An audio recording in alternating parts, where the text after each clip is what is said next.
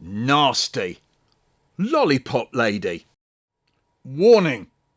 This is a horror story. Yeah, she said. That was it. We were all set, so we waited until 3 a.m. A little band of us. There was me, George the painter, and 2 of his pals with brushes and rollers. A couple of young lads who said they'd rig the beacons up with staples and super glue and buckets. And there was 2 girls who said they'd keep a lookout. We crept out onto the road, and the funny thing was, I wasn't scared. I had the feeling that in every one of the flats there was someone peeping from behind the curtains, wishing us well. Oh, it was lovely. It went like a well-oiled machine. No one spoke out loud. We just got on with the job, out there, in the middle of the road, in the dead of night. I've never seen paint look so white. Oh, and those lights, the beacons, oh, they looked a treat.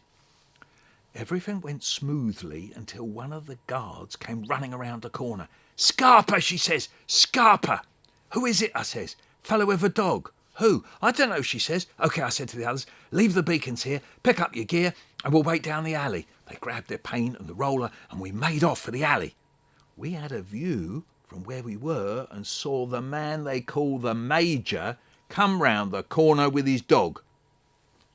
It couldn't have been worse, because he's the kind of bloke who prides himself on spotting something funny or suspicious going on, ringing for the law, and getting himself a medal for it. We held our breath.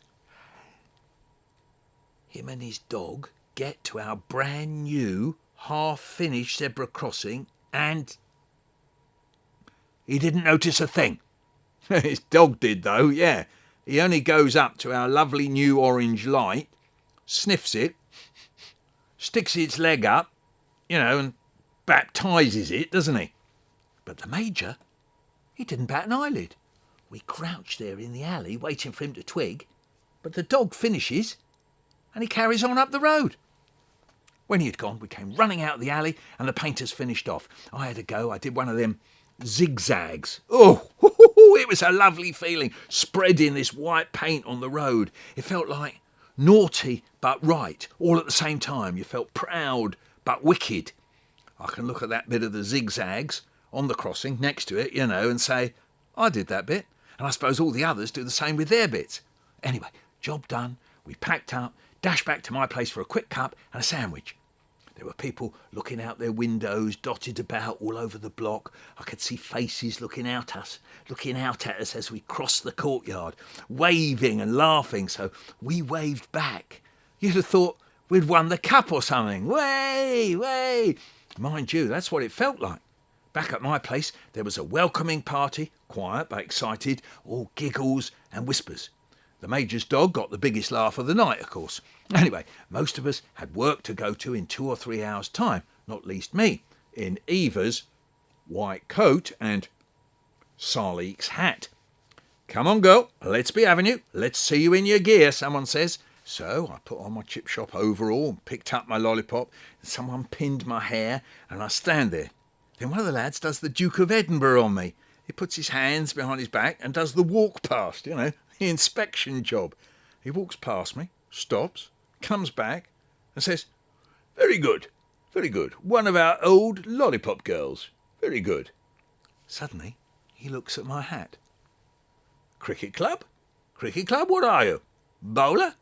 I curtsy. "No, Your Majesty," I say, "I'm Bats." Ha ha! Everyone laughed and we went shh, and we fell into the armchairs laughing and trying to keep quiet. 2 hours later, there's me on the road stopping my first lorry. Everyone was coming past, laughing and wishing me good luck, and when I stopped that first one, there were people in the flats, all looking out of their windows, calling down to me and clapping and whistling and cheering. Way, way! You'd have thought I was a footballer or something, the carry-on there was. And every now and then I looked up and saw those Woolworths lampshades sitting on top of the poles, and I could hardly stop myself from laughing. Still, I must have taken, more than 100 kiddies safely across the road on the way to school, and 100 back at going home time. I thought the papers would be down, or the telly, But maybe they're afraid that if they show us doing it, others will get the same idea. Then where would they be? Have the police been down and stopped you? I asked. Oh, not yet, she said. This is only my second morning on. For all I know, the council will scrub the road clean. Well, what will you do then? I asked. Well, paint it again, she said. Well, you could be in big trouble for holding up traffic and wearing a uniform. Well, then Vi'd come and do it. And then Vi'd get done, I said. Well, then Otis's mother would do it. Would she? I said. Of course, the Bakerloo Flea woman said. Anyway, we'll keep going, and in the end they'll have to make it lawful. They'll have to. And I'll tell you something else.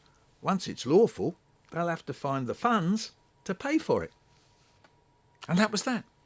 She didn't have anything else to say to me, and I couldn't think of anything else to ask her. Oof! I'm parched after my morning stint, she says. I'm off home to grab a quick cup of tea. And she was off, up, down the road, in a white coat, blue hat, carrying a lollipop with her. Amazing sight it was, yeah. Amazing woman, isn't she, don't you think? Yeah. Hey, thanks for watching. If you want to subscribe to this channel, where you can click on subscribe. If you want to like something, just click on like.